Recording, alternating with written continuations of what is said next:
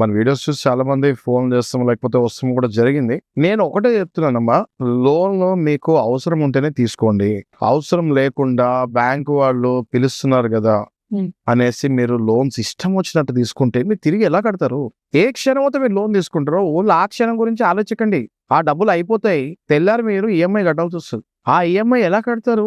మీ salary ఎంత ఉంటుంది, మీ ఈఎంఐలు ఎంత ఉంటున్నాయి, అసలు లింక్ ఉంటుందా? ఉండట్లేదు.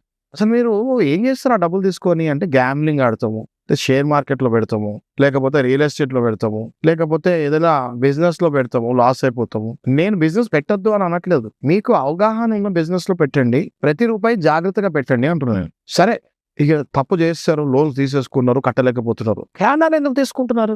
మీరు అప్పు చేశారు, అప్పు చేసి, అంతేగాని మీరు ఎవరిని చంపేలే కదా. మీరు లోన్ తీసుకున్నారు, కట్టలేకపోతున్నారు, రాంగ్ డెసిషన్ తీసుకున్నారు. ప్రాణాలు తీసుకోకండి. మీరు ప్రాణాలు తీసుకున్నా కూడా ఆ లోన్లు మీ వైఫ్ మీ చిల్డ్రన్ కట్టాల్సి వస్తుంది. తప్పు చేశాం మహాప్రభు, నేను లోన్ తీసుకొని అని వచ్చి ఎవరైనా మంచి అడ్వకేట్ ని కలవండి. వాళ్ళు కోర్టులో పిటిషన్ వేస్తారు, టైం తీసుకుంటారు. ఆ టైంలో బ్యాంక్ వాళ్ళతో మాట్లాడండి, సెటిల్మెంట్ చేసుకోండి, ఆ కష్టాల నుంచి బయటపడండి. మళ్ళీ లోన్స్ జోలికి వెళ్ళకండి అంటారు నేను.